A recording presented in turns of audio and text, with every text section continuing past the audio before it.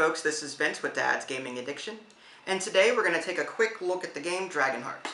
Dragonheart is for 2 players, ages 13 and up, and the average play time is about 20 minutes. In this game, one player will take on the role of an evil wizard that's basically trying to keep the great dragon in this stone called the Dragonheart. And the other player will be playing the forces of good and be trying to free this great dragon in order to thwart the forces of evil. Let's just go ahead and take a quick look at the components and how the game is played. Now, as far as the components go, you've got one game board made up of multiple spaces, and you've got 2 decks of playing cards. They're equal in value and have the same card types in them, and every card type that you see in these 2 decks can be found on the board somewhere. Now, there's also this dragon figurine. This is essentially what both players are going to be fighting over. The person that actually owns this during the game will receive a few benefits and will also receive bonus points at the end of the game. Essentially, both players are going to be trying to capture as many cards as they can. The more cards a player can capture, the more points that they could potentially earn at the end of the game. At the beginning of the game, both players will receive 5 cards to form their hand. And on their turn, they'll be able to pick a particular card type to lay down onto the board. Now, as I mentioned before, each card type is represented by different spaces on these boards. So there's going to be cards of this dragon, cards of these ships, cards of these treasure chests, cards of these knights. And basically, a player will pick one type on their turn and then lay those cards down on the board. They can choose to lay anywhere from 1 to as many cards as they want, depending on the space, that is. For example, this dragon space allows a player to put as many cards as they want down. Let's say that these 2 dragon cards were in my hand, and I decided to play these cards on my turn. I could either play one or both and just put them down on this space. Now, whenever you put cards down on a particular space, that activates a special ability. Some spaces have a requirement as far as how many cards you need to put there in order to activate that ability. But in this case, the dragon, you only need to put 1 or more cards down to activate it. And essentially, you just follow the arrow, and that tells the player what cards they get to capture, if any happen to be there. So let's say, using the same example, that these treasure chests were just sitting here. And I decided to play 1 dragon on my turn. Now, 1 dragon is all I need to activate that space's ability, so then I would get to capture, following this arrow, I would get to capture these treasure chests and put them into my score pile. And basically, that's all there is to it. Most of the spaces on this board capture something. Not all, but most. For example, this archer over here, if you play 3 cards as represented by the 3 outlines, you could capture any dragons that happen to be on the space. Let's say there were 2 dragons on the space and a player played 3 of these archer cards. That player would then get to pick these up and put them into their score pile. Now, in a special case, the archer cards would be put at the bottom of the board like so, and these can be captured later on by playing these ship cards. There's an outline for 3 ships here, and if a player were to play 3 ship cards, that would be able to capture any cards that happen to be in this smaller pile at the bottom of the screen. Now, treasure chests, they don't capture anything; they just simply accumulate. These trolls over here, if a player plays any trolls, there's an arrow pointing up to this sorceress card. So if a player were to place 1 or more trolls on this space, they could capture any sorcerers that happen to be there. If a player happens to play sorceresses, 1 or more, they can capture any dragon cards that might be sitting here, or any treasure chests that might be sitting here. As you can see, there are arrows pointing to both spaces. Now, a note about these dragon cards. If a player does manage to capture a dragon card, they also get to capture the dragon figurine. This effectively increases their hand limit to 6 and gives them 3 bonus points at the end of the game. So you'll be wanting to capture this and keep it if at all possible. Some other ones I didn't mention yet. If a player manages to place 4 cards on the dwarven section over here. There's an outline for 4 cards. all that player does, there's no arrow, but they would just simply pick these 4 cards up and put them into their score pile. Very easy. The knight can capture any sorceress cards or any troll cards, and when you're done with them, you need 2 here to activate that ability. But when you're done with them, you'd put them into the bottom pile along with the archers, and again, those can be captured by the ships. So yeah, as I was saying, it's sort of like a rock, paper, scissors effect. Different spaces do different things, but it's one big circle, and in most cases you can capture everything with some type of card.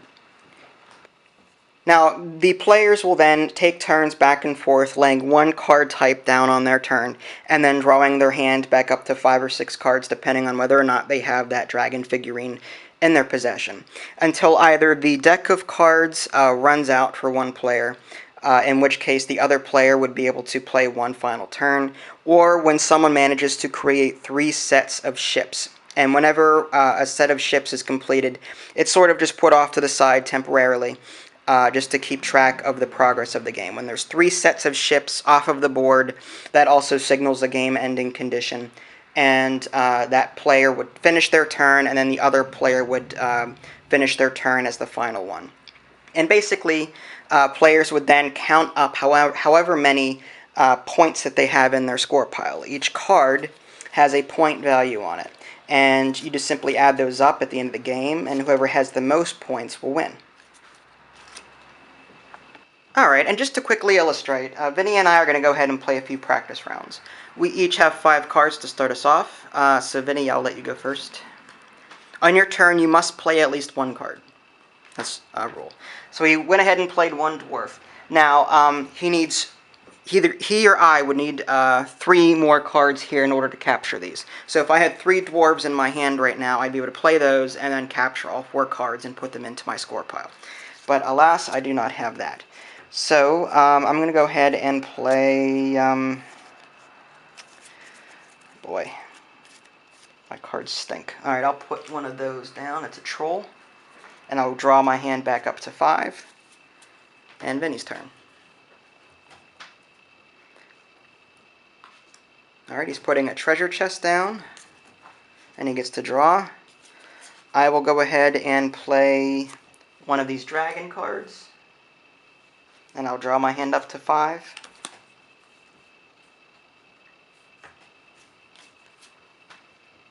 Alright, now, he put a dragon down, and because he did that, he only need 1 or more dragons to activate that space's ability. So in effect, he would capture the treasure chest sitting there, so he would put that into his score pile. Alright, he picked up. My turn. You know what, I'm going to go ahead and play another 2 of these dragon cards. I don't have much else. Alright, now it's Vinny's turn.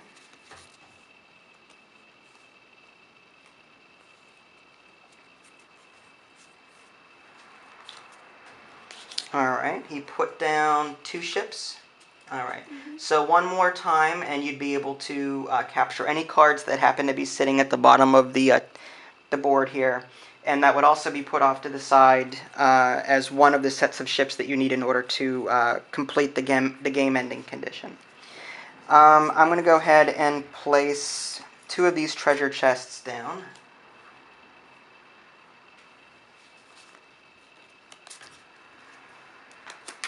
Alright, he placed another dragon on top of that, and because he did that, he gets to capture those treasure chests. Those are now in his score pile.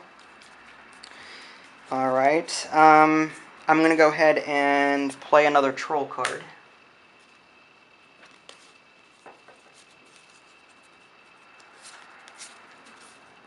Alright, he's putting some treasures down. Now I'm going to go ahead and play these 3 dwarf cards. Now because there's already 1 there, that satisfies this space's capture condition, and I can grab all 4 and put them into my score pile. And then I'll draw up to 5 again. Alright, Vinny, your turn. It's a lot of dragons. Okay. Now I'm going to go ahead and play these 3 archer cards. You need 3 to activate this space's ability. And that in turn captures all of these dragons sitting here. I put them into my score pile, and these 3 archers would go down here awaiting capture from these ships. Alright, draw up to 5. Yep, your turn. Alright, now he went ahead and played a 3rd ship card. Now, these are simply put off to the side temporarily, and just to note the progress of the game, let me put them up here so you can see them. And he gets to capture any cards that happen to be sitting here. So he gets those. Alright, there's 3.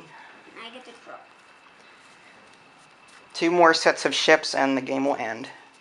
I will go ahead and play a knight card, which I can choose either this or this. So I'm going to go ahead and capture these trolls sitting here. Oh, actually I need 2 to activate this space. So here's my 2nd card. And now once I'm done with that, I need to put those down here. Okay? Then draw up to 5.